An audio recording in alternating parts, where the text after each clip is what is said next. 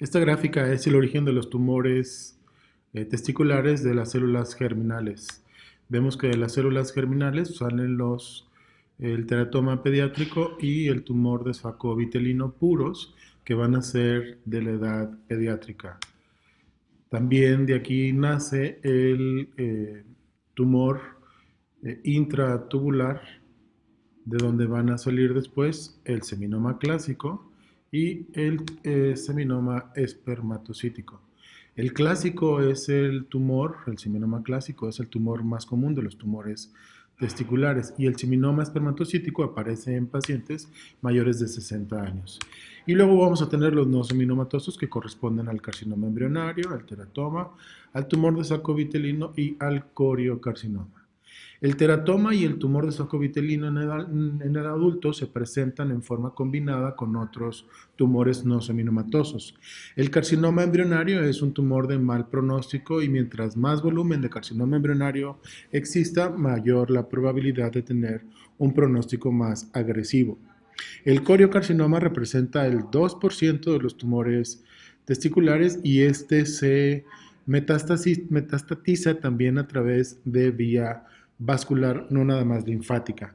Notamos también la presencia de un seminoma con células de sincitio trofoblasto que representa a este 10% de todos los seminomas que elevan la gonadotropina coriónica humana fracción beta.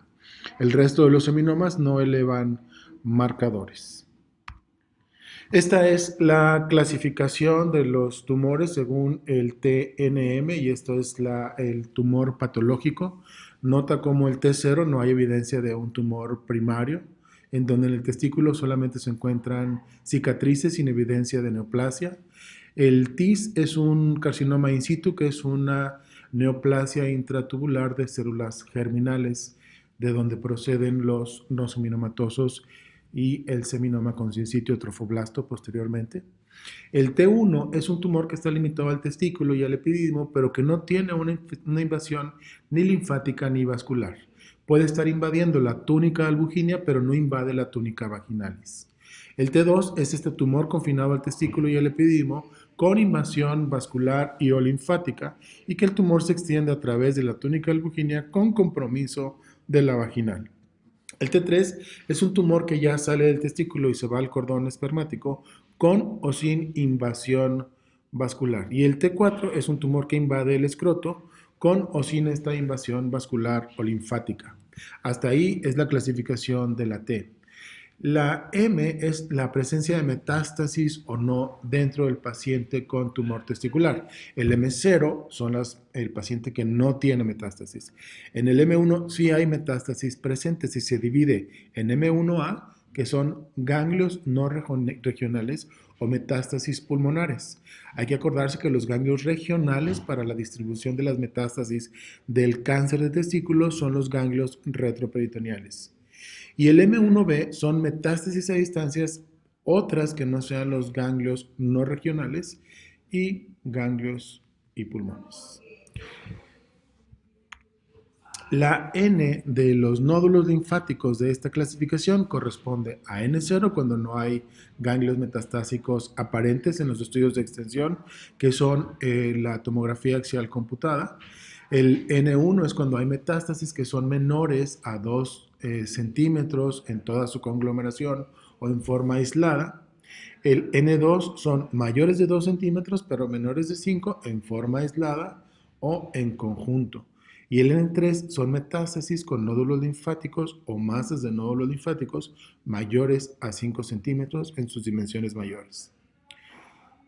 En la clasificación de la S, esto se agrega a la clasificación del TNM del cáncer de testículo para hacer una diferenciación de los niveles de los marcadores tumorales. Los marcadores tumorales van a ser, esta es la clasificación S que tiene que ver con los niveles de los marcadores tumorales testiculares. El S0 es no hay marcadores tumorales, estos se encuentran dentro del límite normales, quiero decir no hay marcadores tumorales elevados. El S1 tiene la gonadotropina coriónica humana en menos de 5.000 unidades y la alfa-fetoproteína en menos de 1.000 y la LDH está en menos de 1.5. El S2 tiene a la gonadotropina canónica humana entre 5.000 y 50.000 unidades y la alfa-fetoproteína entre 1.000 y 10.000.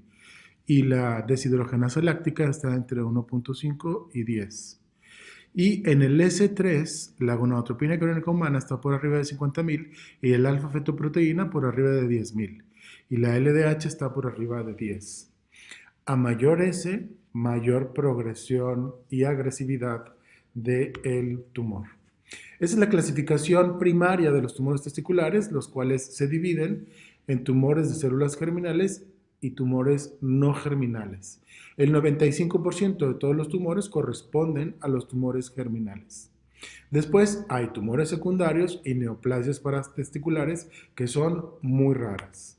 Dentro de los tumores de las células germinales está la división de seminomas y no seminomatosos. El seminoma clásico es el seminoma o el tumor que se presenta en mayor número de veces en pacientes con tumor testicular, mientras que el espermático se presenta en pacientes mayores de 60.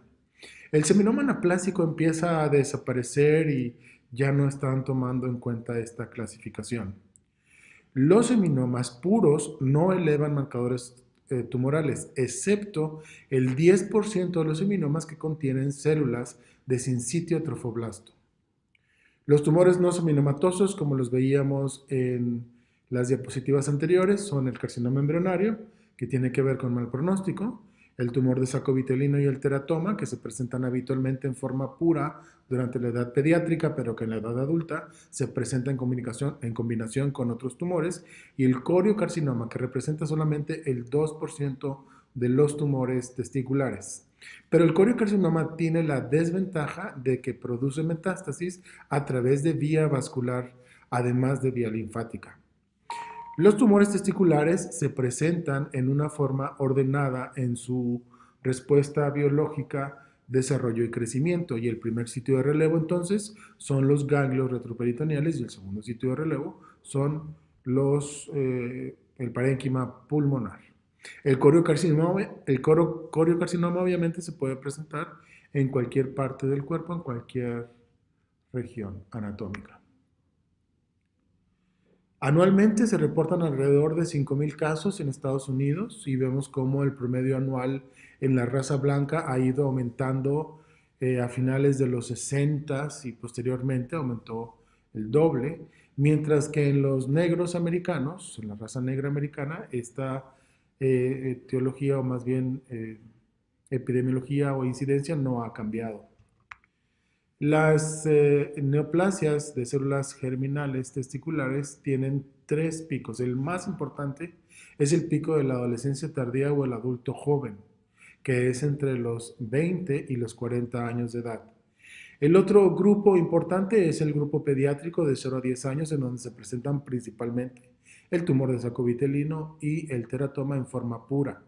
Y también hay un grupo de edad de pico que es el adulto en plenitud, en donde el tumor más común del testículo es el linfoma.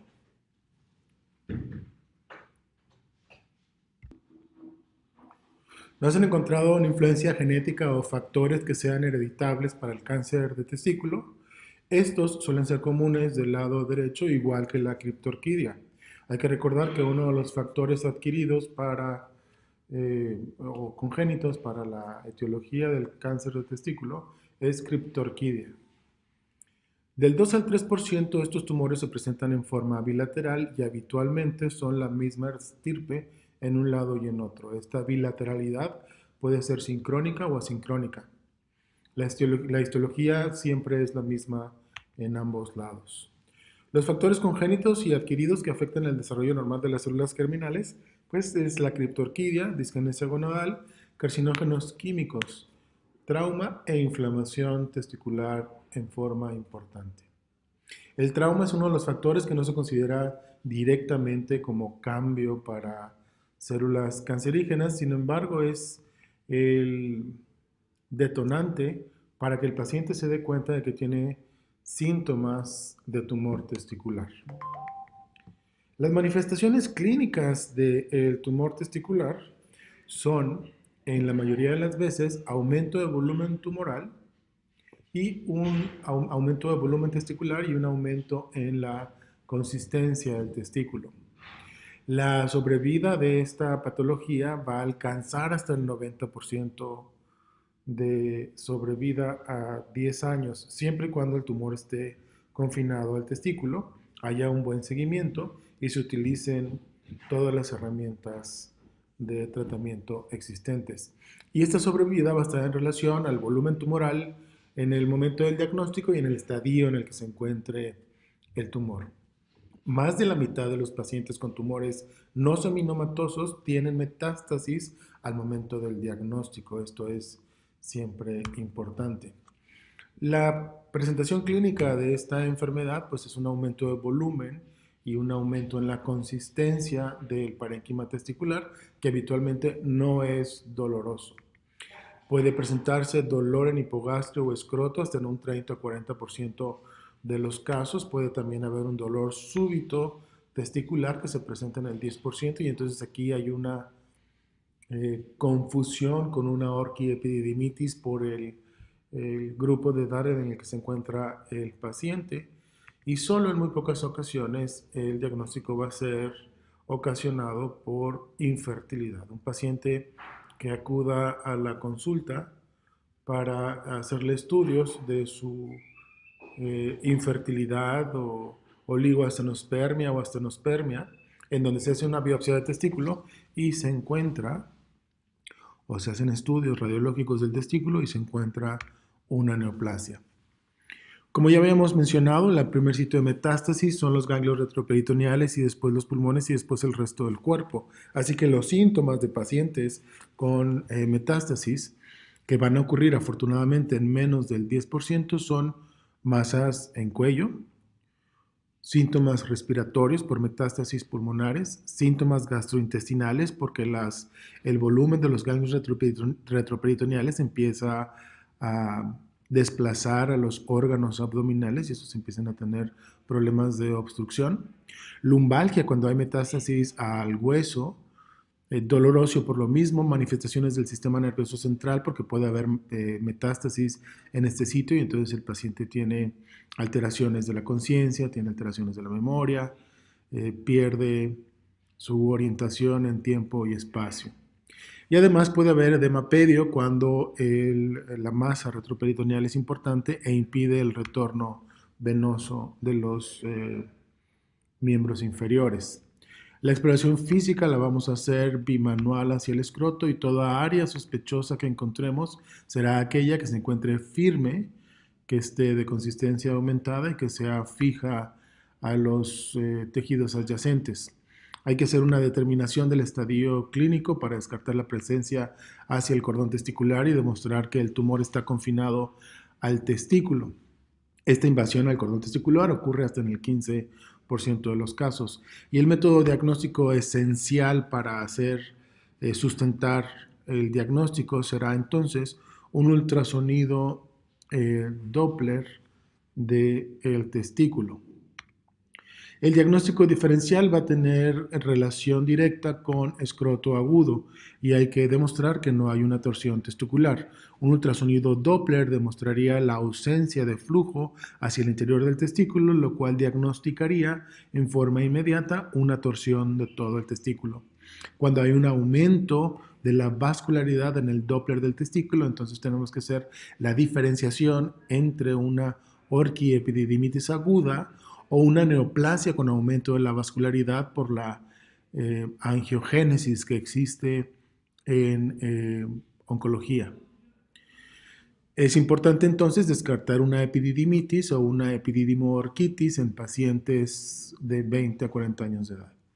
Un hidrocele es más fácil de diagnosticar porque con una transiluminación escrotal se puede demostrar el hidrocele, pero no podemos descartar que la inflamación producida por la presencia del tumor testicular provoca el mismo hidrocele. Una hernia puede ser reducible o no y la historia del paciente va a poder hacer la diferenciación entre un tumor testicular con una hernia. Un hematoma habitualmente tiene una historia de trauma testicular, y el espermatocele pues son quistes del epidídimo, generalmente con líquido cetrino en su interior. Y la mayoría de los tumores, o más bien todos los tumores testiculares, algunos tienen quistes en su interior, pero la mayoría tiene tejido sólido. Las rutas de dispersión es por vía linfática en forma ordenada y vemos que los tumores del testículo derecho empiezan con su metástasis de ganglios hacia los interaortocavales, después a los precavales y luego preaórticos y luego paraórticos. Luego hacia los ganglios ilíacos comunes y luego los ganglios ilíacos externos izquierdos. Vemos una tendencia, si ves estas vías, de derecha a izquierda en esta posición. Y estos son los sitios en donde están afectados los ganglios retroperitoneales. El mayor sitio afectado es el interaortocaval, después el paracaval y después el paraaórtico. Pero luego hacia el lado izquierdo se empiezan a afectar estos sitios. Después están los tumores del testículo izquierdo, en donde los ganglios linfáticos más afectados son los paraórticos y los preaórticos, que tienen una distribución más homogénea hacia el lado izquierdo. Lo que vamos a ver a continuación son imágenes de ultrasonido